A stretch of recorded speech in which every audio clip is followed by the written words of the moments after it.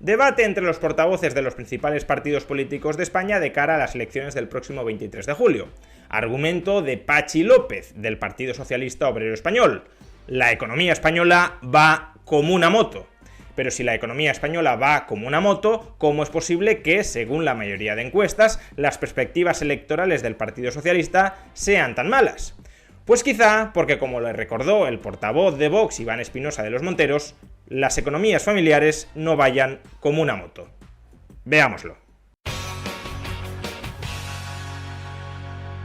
Anoche se celebró el debate entre portavoces parlamentarios de cara a las elecciones generales del próximo 23 de julio en España, y Patxi López, portavoz del Partido Socialista, presentó una imagen absolutamente idealizada de la situación de la economía española.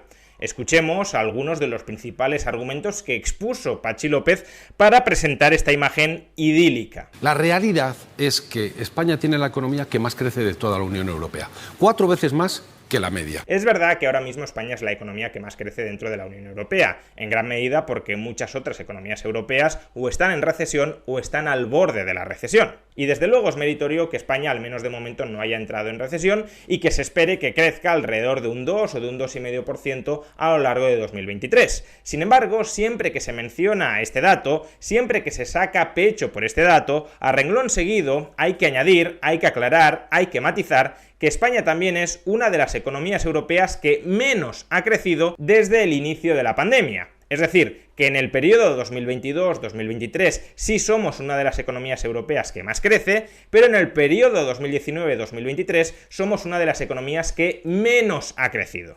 La realidad es que esta economía crea más empleo que nunca en la historia. De hecho, hay más afiliados, más gente trabajando que nunca en la historia de este país, más de 21.800.000 personas. La realidad es que el gobierno de Pedro Sánchez en 4 años ha creado 1.500.000 empleos, cuando el gobierno de Mariano Rajoy, al que tanto alaban, creó 1.100.000 en 8. Bueno, aquí están todos los datos mal. En primer lugar, Patxi López confunde que ahora mismo haya más afiliados a la Seguridad Social que nunca, que haya más empleo que nunca en España, con que se esté creando empleo al mayor ritmo de nuestra historia.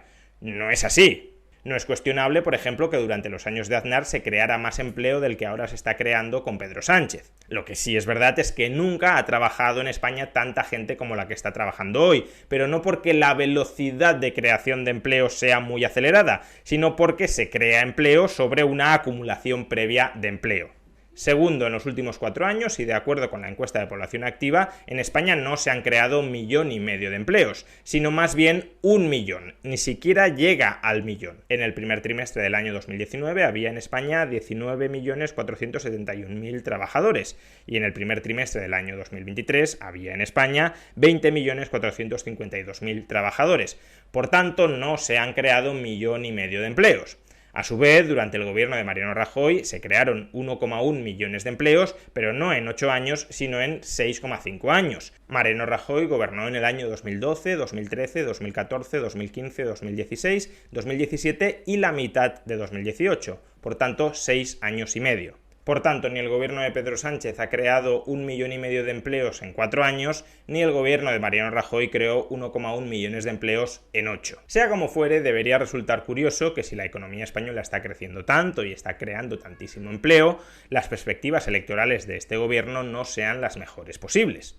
¿Cómo cabe explicar que, según Patxi López, la economía vaya tan sumamente bien y, sin embargo, el votante medio en España, al menos según las encuestas, esté bastante insatisfecho con la labor de este gobierno? Una posible explicación sería que en estas elecciones no se están dilucidando cuestiones materiales. La economía no está siendo un argumento de peso a la hora de decidir el voto. Se está votando por otras cuestiones de carácter más cultural o institucional, tal como resume ese eslogan de derogar el sanchismo. Derogar el uso personalista de las instituciones del Estado y derogar la ideologización extrema liberticida de muchas de las leyes que se han aprobado durante la última legislatura. Sin embargo, existe una segunda explicación a por qué, a pesar de que la economía está yendo supuestamente tan bien, las perspectivas electorales de este gobierno no acompañan al ritmo de crecimiento de la economía.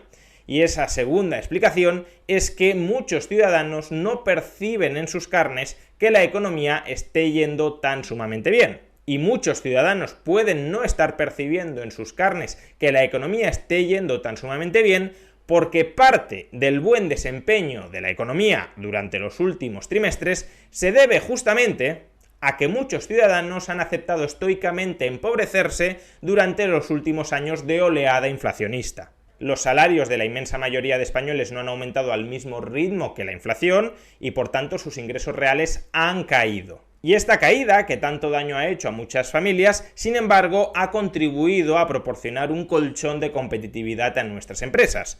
Nuestras empresas no han tenido que subir tanto los precios como en el resto de Europa, donde los salarios se han aumentado en términos nominales más que en España, y precisamente por eso, nuestras empresas, que han subido los precios, pero no tanto como en el resto de Europa, se han vuelto internacionalmente más competitivas que las del resto de Europa. Y por eso las exportaciones españolas se están comportando a buen ritmo, y por eso, en gran medida, por el sector exterior, la economía está funcionando aceptablemente bien. Es decir, que esta buena marcha, al menos parcial de la macroeconomía durante los últimos meses, se explica, en parte, por el empobrecimiento de muchas familias que han aceptado caídas de sus salarios reales y que por tanto han permitido mantener a flote la competitividad de muchas de nuestras empresas. De ahí que en gran medida sea compatible que la economía en su conjunto esté yendo bien, el PIB esté creciendo y se esté generando empleo, con que la percepción de muchos ciudadanos sea que se han empobrecido, porque ciertamente se han empobrecido. Y de hecho en esta dirección fue la réplica a Patxi López de Iván Espinosa de los Monteros, el portavoz de Vox. Una réplica en la que se pone de manifiesto, primero, que España es uno de los países que menos ha crecido en el periodo 2019 y 2023, y segundo, que ese crecimiento se ha fundamentado en una pauperización de muchísimas familias a través de la caída de sus ingresos reales, es decir, a través de una inflación que ha devorado el poder adquisitivo de las familias y que éstas no han intentado trasladar en forma de mayores salarios, lo que ha permitido que la competitividad de las empresas españolas mejore en términos relativos frente a la competitividad de las empresas europeas. Estoy escuchando mucho relato, pero poco dato. Se ve que no hay muchos economistas aquí hoy. La realidad es que España había una crisis muy aguda desde el 2008.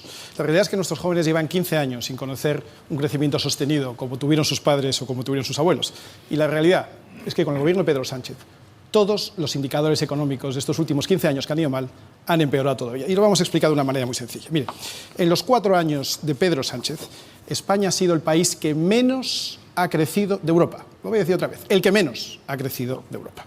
En los 4 años de Pedro Sánchez, España ha sido el único país que ha visto reducida su renta per cápita. Es decir, los españoles son los únicos europeos que hoy tienen menos que cuando llegaron al gobierno los políticos de hoy, hace 4 años. Los españoles han sido los que más poder adquisitivo han perdido, no de Europa, no, de la OCDE. Es decir, los españoles han empobrecido más que ningún otro ciudadano de ningún otro país en estos 4 años. Y por si eso fuera poco, los españoles han sido los que han visto incrementada más la presión fiscal en estos años, no de Europa, de la OCDE. Lo repito porque es verdaderamente impresionante. España, la que menos ha crecido de Europa, la única que ha visto reducir su renta per cápita, la que más poder adquisitivo hay a la vez, la que más ha subido los impuestos.